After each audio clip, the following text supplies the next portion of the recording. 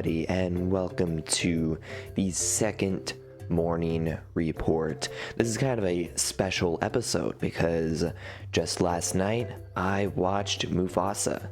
Yes, I watched it a day early. I don't know why some theaters, most theaters actually, from what I've seen, they let you see select viewings of a lot of different movies a day early. So that's what I did, and we're going to be talking about Mufasa, movie that I saw.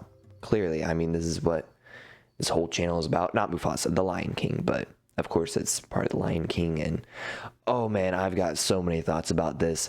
But for those of you who don't really want to hear my full thoughts, for those of you who have a small attention span, here's my quick summary. I thought it was way better than the 2019 remake. It was actually quite good. I definitely think it could have been better in some places, which I'll talk about. The songs were catchy, but not memorable, which once again, I'll get into that more. And it was overall really good. I thought what they did with the character of Mufasa was just wonderfully done. They made him so likable, and I don't think I've rooted for a Lion King character as much as I've rooted for Mufasa in this movie. So they did a great job with that. Absolutely amazing. But let's get into the more deeper stuff for those of you who actually want to hear my deep thoughts. These are just first thoughts, kind of messy and not organized at all. I will be having a review. So once again, this is not a review of Mufasa. I will have my organized review and thoughts of Mufasa in the coming weeks. I'll be working on it, and I've got lots of other videos planned for it. On the soundtrack, I know some of you have been asking for that. I'll do a comparison of the original Lion King soundtrack and the Mufasa soundtrack, so I'll be doing that, and lots and lots of content on Mufasa. And if you're a little bit like, I kind of subscribe for The Lion Guard, or the original Lion King movie, or Lion King Simba's Pride, don't worry. Once the hype for Mufasa dies down, I'll be doing a lot more content on The Lion Guard and Lion King Simba's Pride and the original Lion King. It's just right now I gotta, it's fresh in my mind, and I'm kind of excited about it. And man, yeah, Mufasa did just kind of get me excited for being back in the Lion King world. I mean, it wasn't perfect, no, but it did a good job of just expanding the Lion King universe. Let me go. I have some notes pulled up here, so let me talk about that. So the songs weren't as good as the original. It could be because they felt like they were trying to be like the Lion King counterparts, like their Lion King counterparts, like Bye Bye, which I've thoughts about. I kind of felt like it was trying to be like Be Prepared, and then I Always Wanted a Brother was trying to be like I Just Want to Be King, and then of course Tell Me It's You was trying to be like Can You Feel the Love Tonight, which is fine, and it could be that they weren't as good because of something else, but I feel like when you have such a strong legacy, you're like, I want to try and duplicate that, right? But I think the thing you should be going for is kind of more of the same love, like going with the same, I don't know how to explain it, going with the same I don't know, the same charm, there you go, that the original Lion King songs had.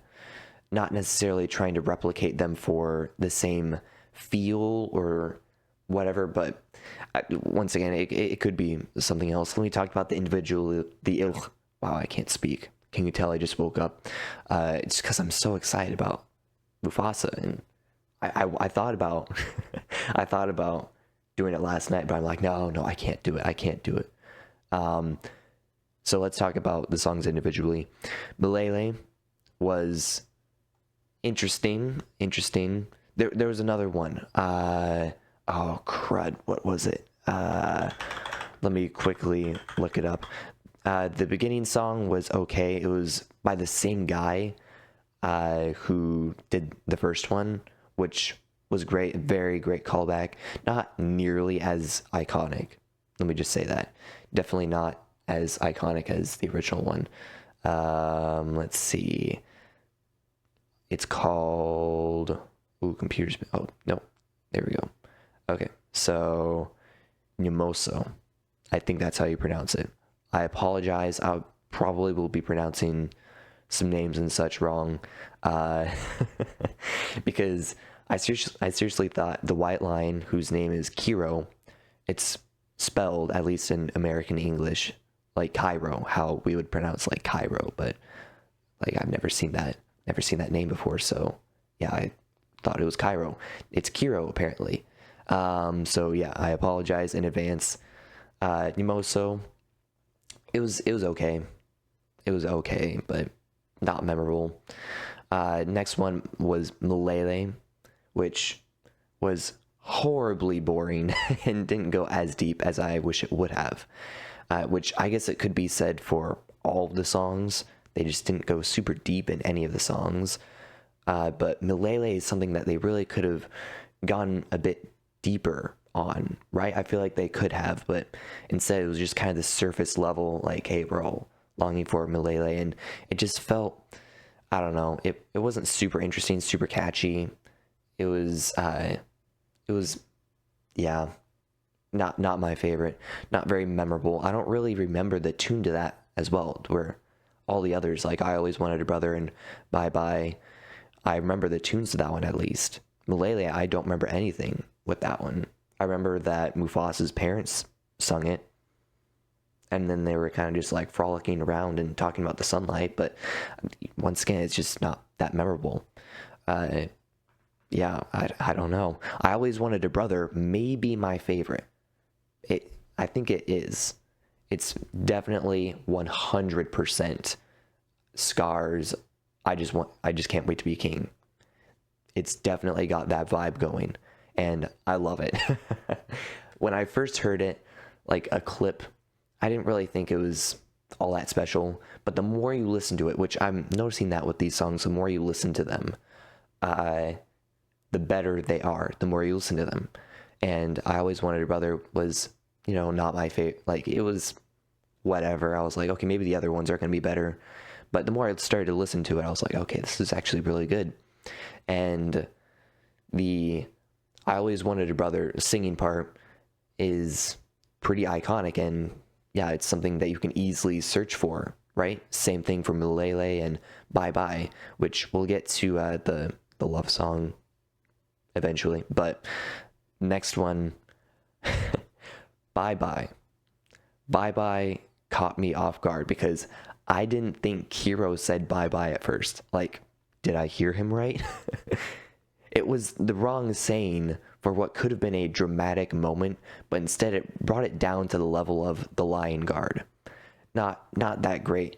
It was good. It's catchy, and I've been listening to it this morning. And I'm like, okay, it's actually pretty catchy, but you kind of have to turn off your brain, right? It's not really a super serious, like, Be Prepared was, which I'm glad that they kind of had Kiro be this type of villain who plays with his food before he eats it, right? That's kind of how the vibe was going. I saw that in a YouTube comment, so shout out to YouTube. And yeah, it's been growing on me, but Bye Bye, just however many times he says it, he keeps saying it over and over again. The more times he said it, the more it was just kind of cringe. But it was still catchy. It's Lin-Manuel Miranda, man. Of course it's catchy. One thing that I do want to go back to for Milele was it did feel like The Lion King, so that it was good for that, right? But it just wasn't that interesting. But Bye Bye, catchy, but very silly, very silly. And the next one, which is probably the standout song for me, which is We Go Together. It was the standout song for me because it wasn't trying to be like anything else. It continued the plot and introduced Taka, had it introduced that Taka had feelings for Sarabi. So I think it really moved the plot along. I feel like with a lot of different musicals, the plot kind of stands still, or they linger on a certain moment because of a song. They're like, oh wait, we got to do a musical break right here. Which, speaking of breaks, Timon and Pumbaa, I'll be getting to that, but I want to finish with the songs real quick.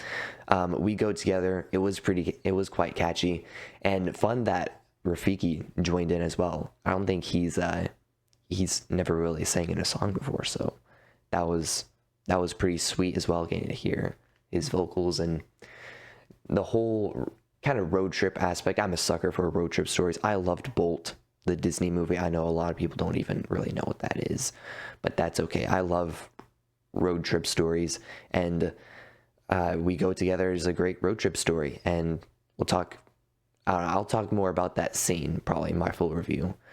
And then we come to the love song. Tell Me It's You was an okay love song. Not nearly as good as Can You Feel the Love Tonight, but I mean, can you really top Elton John?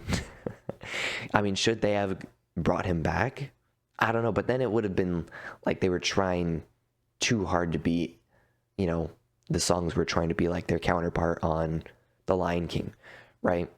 And I feel like it just would have fallen flat, yeah. But I really didn't know what the name of this song was. Tell Me It's You. I couldn't really figure it out, and I feel like whenever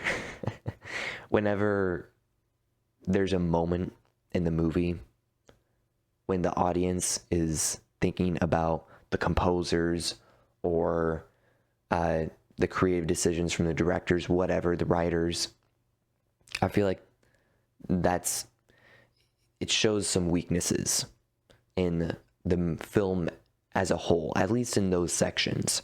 And multiple times I was like, I kept thinking during Bye Bye, this is a Lin-Manuel Miranda song.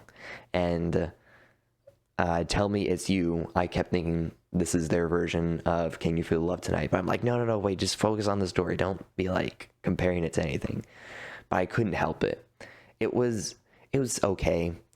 And I seriously thought that the Brother Betrayal song, which is the last song on the soundtrack, or at least on the non-deluxe edition soundtrack, I thought that was going to be a completely different song. I thought that Scar singing about his betrayal to Mufasa was a completely different song. I thought that was part of Tell Me It's You. And I kept thinking like, whoa, this part is going to be a part of the love song, but it wasn't. Thankfully, kind of, in a way. But yeah, I kept thinking, like, that's kind of strange that they turned this love song into a betrayal song, which then I should have thought, like, oh, okay, this is a different song, but it was a little bit weird that they had it go back to back, because I kept thinking towards the end, like, oh no, they still have one more song to go. The brother betrayal song. I wonder how they're going to do that. And then at the end, I was like, oh, wait, no, maybe Brother Betrayal was just a musical number. But no, this was on the original soundtrack, not on the deluxe edition, because the deluxe edition had some just regular background music. But yeah, no, Brother Betrayal was that short little snippet after they sang Tell Me It's You. I keep having to look at my notes to remember what that song was called. That not a great sign, but also could have just been I wasn't super into that song. I don't know, Mushigushi love songs and all that, but it was still pretty good. It was a great way to show that they were starting to fall in love, and yeah, it was pretty nice callback to Simba and Nala fell in love with Can You Feel the Love Tonight.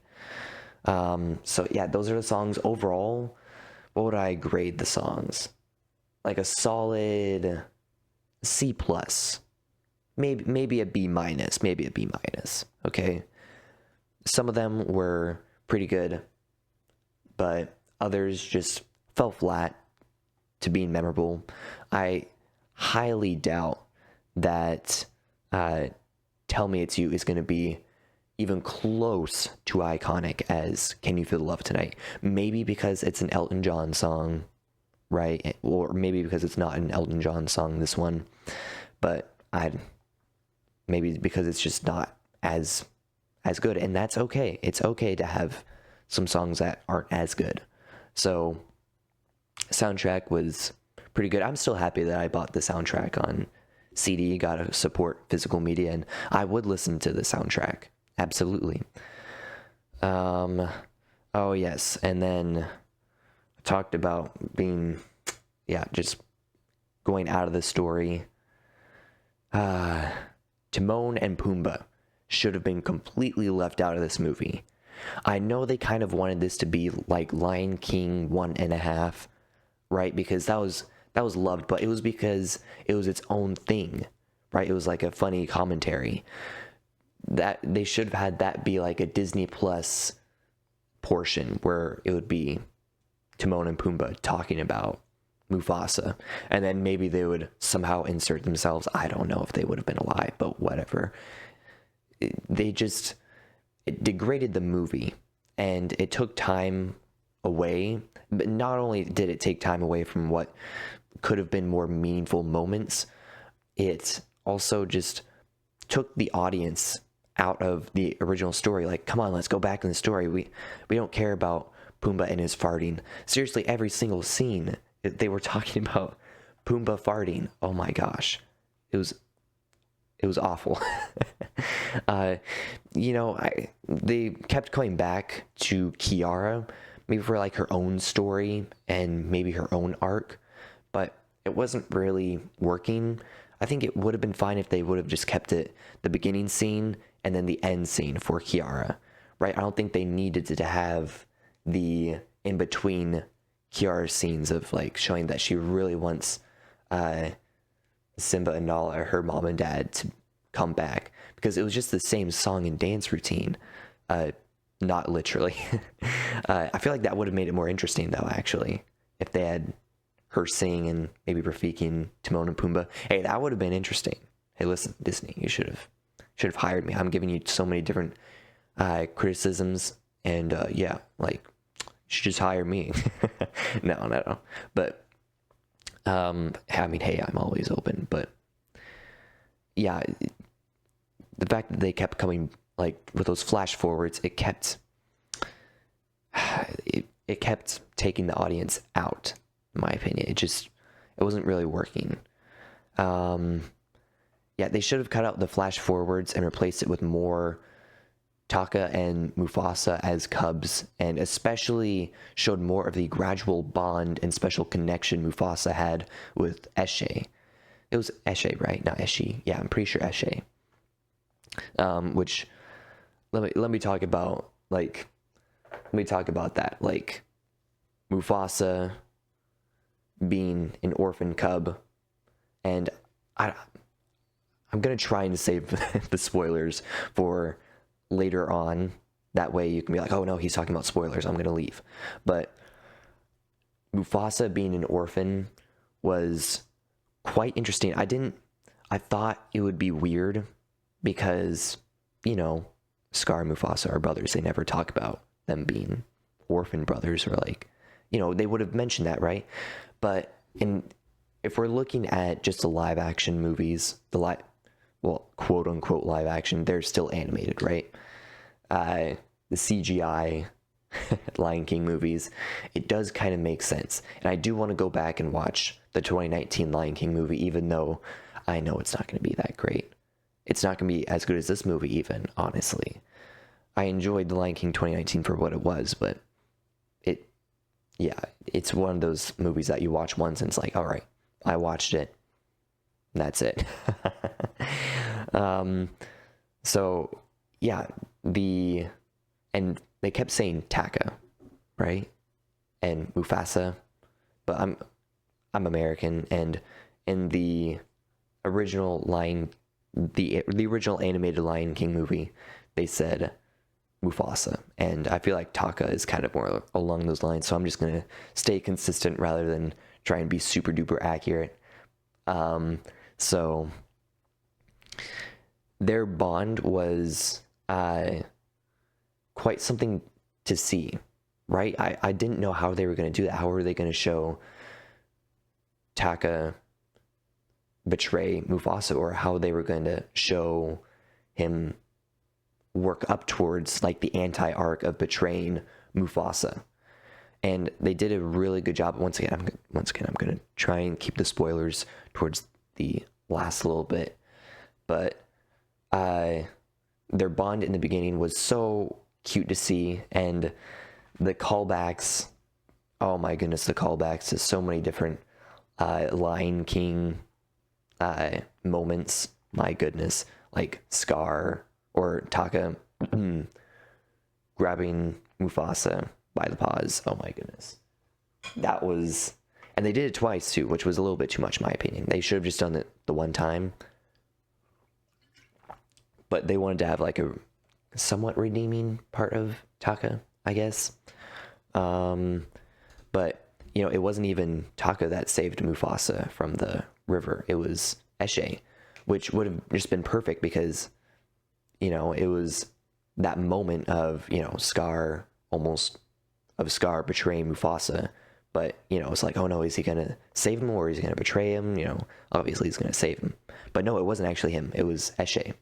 So I feel like they could have shown the bond between Mufasa and Eshe a little bit more to make the part of the reason, okay, small spoiler, part of the reason why Taka betrayed Mufasa was because he saw the special bond that Mufasa had with his mother, and they kind of alluded to that a little bit in the beginning, but I wish we would have seen more. Cut out Timon and Pumbaa and show more the bond and special connection Mufasa and Eshe had, right? We only saw a little bit of that, and we never really saw that Scar was super jealous. We saw that he was a little bit, but they should have expanded on that a little bit more. But that's just me. Maybe him being a cub would have been too long, too boring, whatever. I don't know. And then the White Lions. The White Lions were a decent threat. I try to remind myself this is a PG movie. This is supposed to be, kids are supposed to watch this movie. So it's not supposed to be super dark, but I felt like they didn't seem to be much of a threat. They never really showed how dangerous they were. They just mentioned that they were big and scary, and, you know, there were a bunch of them. And, you know, the bye-bye scene, which was not really, could you really take that seriously? Was supposed to show like, oh yeah, they are super scary and they do mean business. And I guess the fact that they keep taking out prides and such shows how powerful and dangerous and how much of a threat that the audience is supposed to see them as. But the fact that Mufasa could like almost easily defeat one of them and then Eshe and Mufasa, of course, you know, overpowered the two. But Eshe is kind of old, so it's like mainly Mufasa.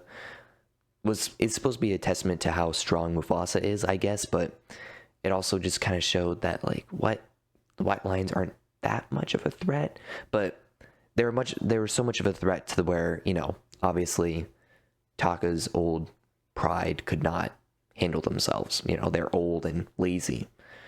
But yeah, I feel like they could have made them be a bit more like, I don't know, wound somebody close to Mufasa, like whether it be Rafiki or I don't know how they would have done that, but just showed a bit more that they were a threat rather than just like, oh, they're on their tail and they're gonna get them eventually if they don't keep going.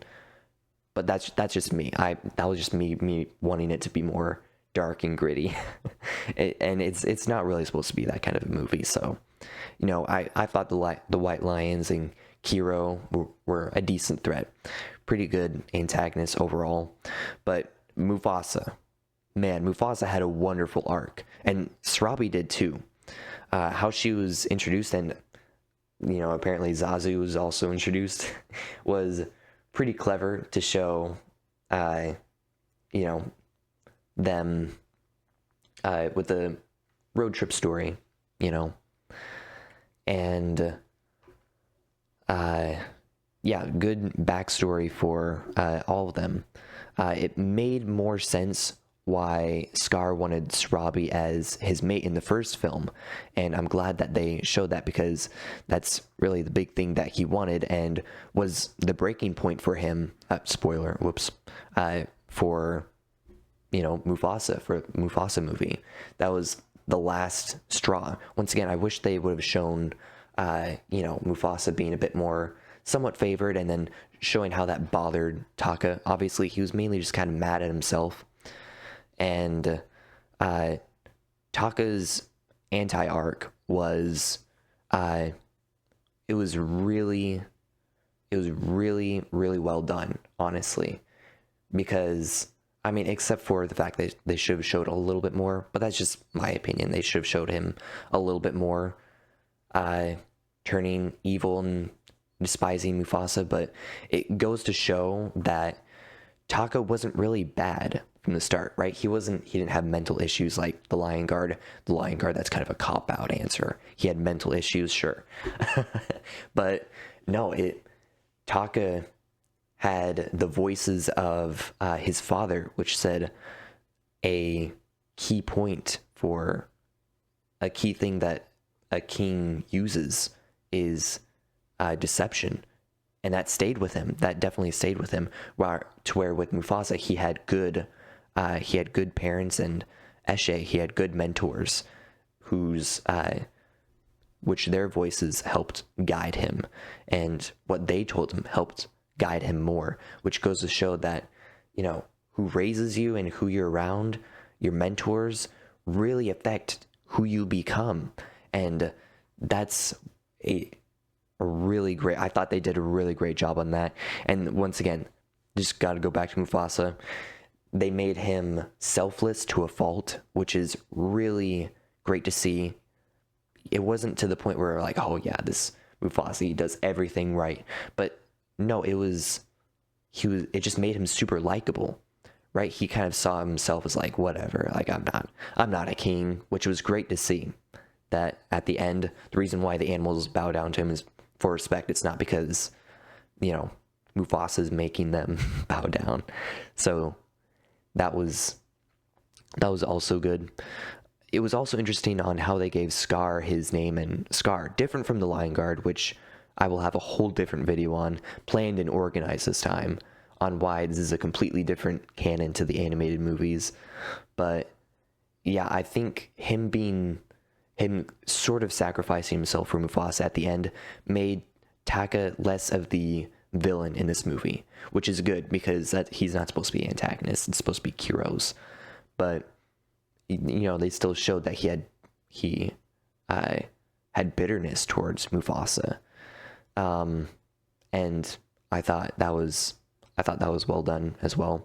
The way the story was told, which was by Rafiki telling Kiara a story, was clever and would have been amazing if it weren't for Timon and Pumbaa trying to be funny, which it just wasn't. It's obvious it's for kids, but it just didn't work, in my opinion. Yeah. Pacing was surprisingly good. I expected it to be slow at points, especially during the songs, which some didn't really serve a purpose than to just be a song, like Malele and Bye Bye, but pacing was pretty good, in my opinion. One thing I do want to touch on before we wrap up is the animation. The animation is way better than the 2019 one, just way better. But I kept thinking to myself, like, okay, who's this supposed to be with the lionesses? Because when Sarabi and Mufasa's mother, sorry, I don't remember her name, went side by side, I'm like, wait, who's who? And like, who's speak? Only when they were speaking could I tell. And there were just points where I was like, okay, who's this? But not nearly as much as I thought. I did have to use a little bit of my brain power to figure out who was who at points. Partially, maybe because I'm colorblind, and sometimes it just was a little confusing to me. I don't know, but I thought the animation in this was way better, and I can see why they went for live action, bit more gritty, bit more appeals to the older audience, I guess. but yeah, the problems with, who's who and what's going on would have been so much better with, you know, original 2D animation. Even 3D animation with 2D animation thrown on top. Hey, Spider-Verse. But that's just my opinion. Still wish it would have been 2D animation, even though they're not going to go back to that. But it didn't bother me as much that it was in the live action style for CG animation. They made them have more personality and much more sympathizable, which is a word, right? Yeah, it's got to be a word. And then, yeah, we got Kion, ? In live action. Kinda. Yeah, that was a nice little plot twist at the end. Not plot twist, it wasn't a plot twist. The plot was wrapping up, but it was a nice little addition at the end. They obviously didn't say his name, but, I mean, it's different. It's a different canon from the Lion Guard and the animated Lion King, but, we can just call him Kion or whatever. So, yeah, there's my kind of unfiltered thoughts and unorganized thoughts on Mufasa. And let me know when you're going to see Mufasa, if you're planning on seeing it in the theater. And if you have seen it, let me know your thoughts. Let me know what you think of all of it. It being CG animation, the plot, the songs, and yeah, I'm hoping to make the morning report more of a more consistent, but we'll see. We'll see in the new year. Hopefully I will. Thank you for tuning in, and I will see you in the next one. Bye.